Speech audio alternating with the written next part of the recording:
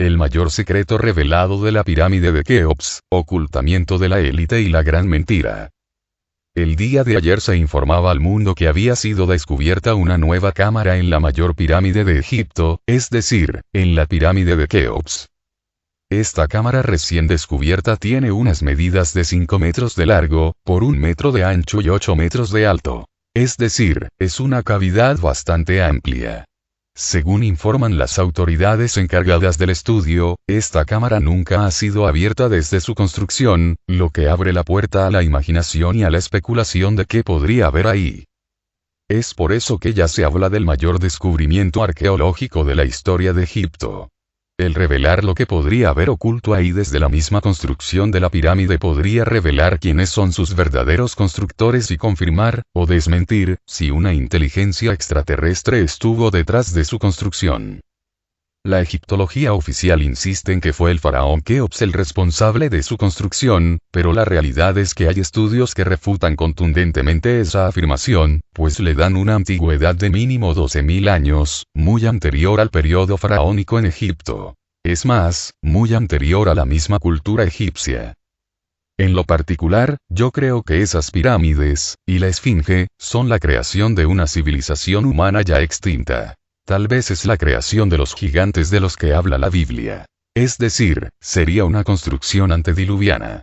Esa podría ser la explicación de por qué se observa una muy marcada corrosión por agua en la base de la pirámide y la esfinge. Pero también podría ser la creación de una humanidad ya extinta, es decir, de una especie humana ya desaparecida hace miles, si no, millones de años. Yo creo que la actual humanidad, que muy recientemente ha hecho su aparición en la Tierra, hablando en términos geológicos, ha sido la última de una serie de humanidades que han poblado este planeta. Y la anterior a la actual sería la responsable de la construcción de las pirámides. A decir verdad, el hombre actual es la última especie animal en hacer su aparición sobre la Tierra. No olvidemos que según la ciencia oficial el humano actual apenas tiene a lo máximo 200.000 años de antigüedad. Pero los vestigios más remotos de humanos tecnológicamente avanzados son de apenas 6 a 7.000 años como máximo. Entonces, ¿eso quiere decir que los humanos que la ciencia dice existen desde hace 200.000 años en realidad no son humanos actuales? Yo diría que así es. Esos humanos, físicamente iguales a los actuales, no eran intelectualmente iguales a los presentes, es por eso que permanecieron en el mismo estado de desarrollo por miles de años. Por otro lado, si consideramos el relato del Génesis, ahí se nos dice que el humano comenzó a desarrollar la ciencia y la técnica solo después de que los Nefilim les dieron el conocimiento científico. Es decir, ellos les revelaron secretos que el Creador no querría que obtuvieran en ese momento para que así aprendieran a depender solo de Él y no creciera un sentimiento de soberbia en sus corazones. En ese tiempo Dios designó a un grupo de seres no humanos a los que les dio la tarea de vigilar el desarrollo espiritual del hombre, pero ellos en cambio les enseñaron a controlar el fuego, a fundir metales, las matemáticas, a contactar con seres espirituales, la astrología, astronomía, la minería, la metalurgia, las artes ocultistas, místicas, etc. Y fue a partir de ahí que el hombre comenzó a desarrollarse tecnológicamente, pero también a practicar ritos ocultistas. Pero esos vigilantes no solo enseñaron conocimiento prohibido al humano, también se aparearon con sus mujeres, surgiendo de esa relación carnal lo que la Biblia llama nefilims o gigantes. En aquel tiempo estos nefilims o gigantes se volvieron en extremo malvados, pues no reconocían la autoridad divina.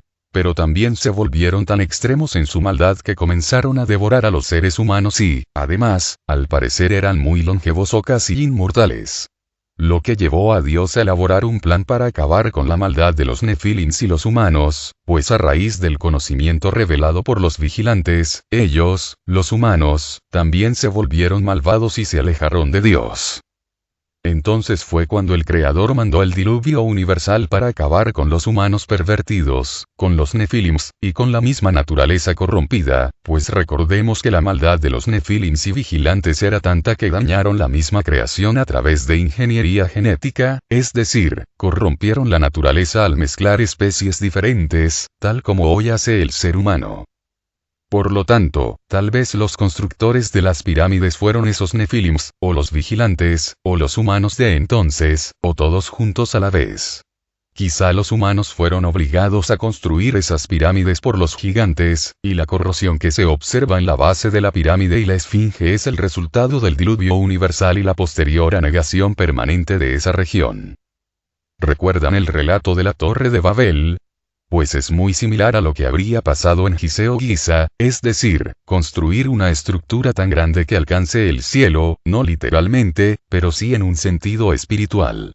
Es decir, la pirámide era un acumulador de energías astrales, espirituales, con la intención de obtener el conocimiento prohibido, o divino en este caso. Es decir, la pirámide habría sido construida con el único objetivo de contactar con seres espirituales y de servir de acumulador de energías etéreas. No por nada su construcción obedece a un plano astral, es decir, a la constelación de Orión.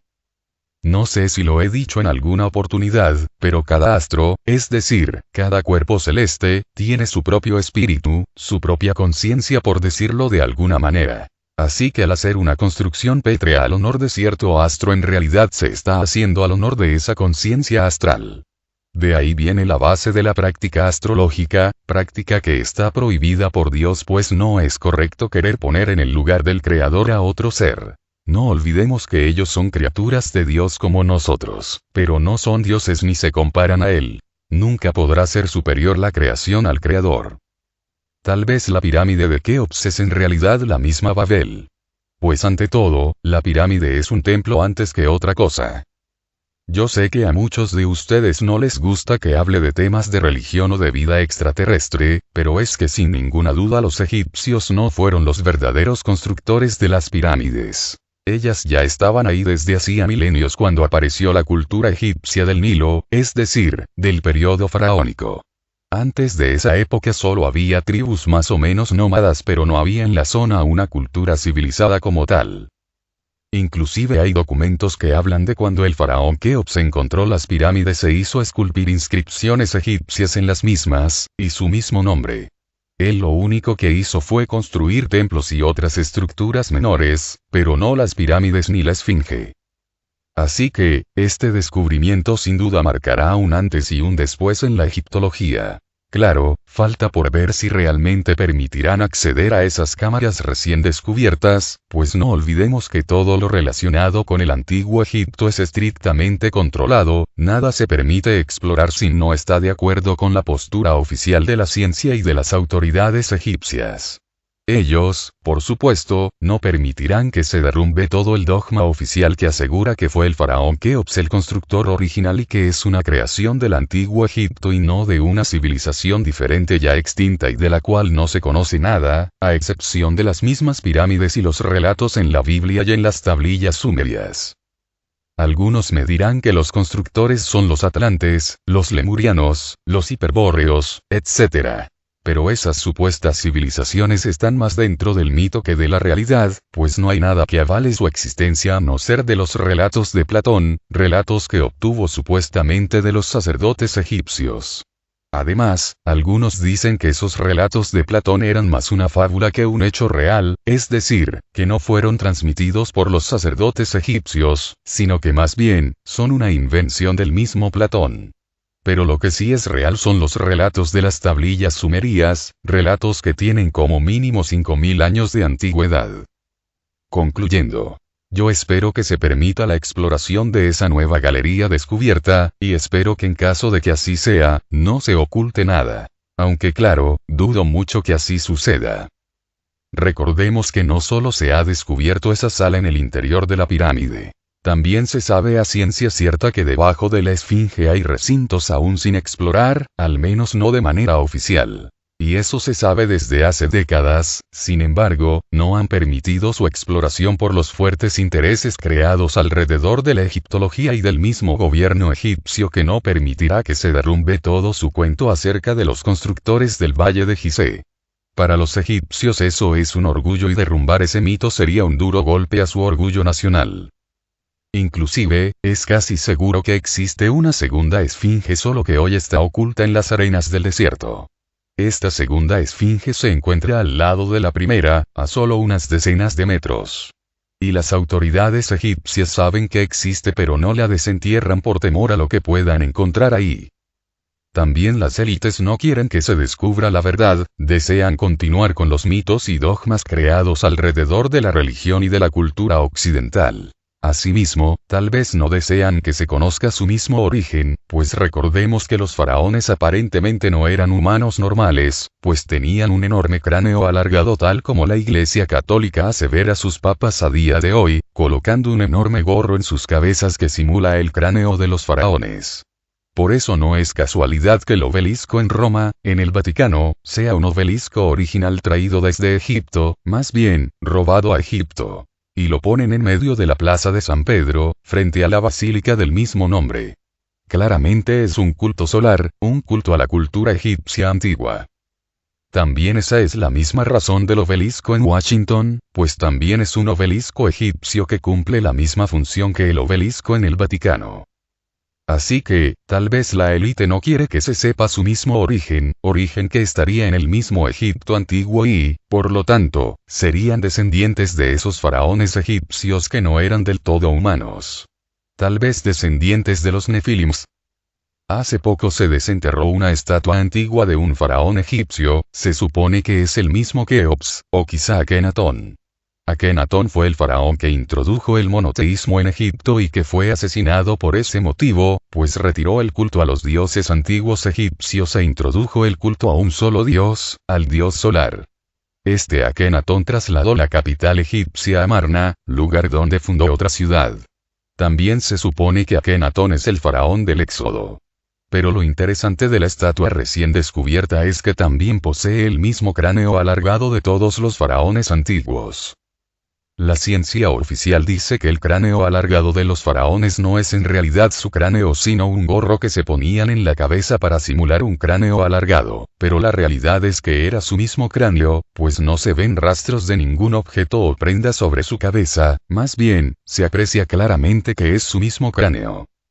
Inclusive se han desenterrado momias egipcias que poseen esa misma forma de la cabeza, alargada y enorme, lo que quiere decir que poseían un cerebro más grande de lo normal, más grande que el del ser humano común. Y no es una deformación como muchos dicen, pues por más que se deforme el cráneo este siempre conserva el mismo volumen. Pero en el caso de las momias recién descubiertas, y de las estatuas, la masa craneal es considerablemente mayor a la normal, lo que quiere decir que sus cerebros eran más grandes que los del humano corriente. Quizá ese es el secreto que desean ocultar las élites y por lo que no permiten la exploración de la meseta de Gizeh. Para que no sea descubierta toda la verdad y se descubra que los faraones no eran humanos normales, que los egipcios no crearon esas pirámides, y que ellos, la élite, descienden de esos seres antiguos que gobernaron el antiguo Egipto y que son a su vez descendientes de los antiguos gobernantes del valle del Éufrates y del Tigris, es decir, de los reyes de la antigua Sumeria, cuna de la civilización moderna, incluyendo la egipcia. Reyes que serían descendientes directos de los dioses sumerios, es decir, de los Nefilim y de los gigantes.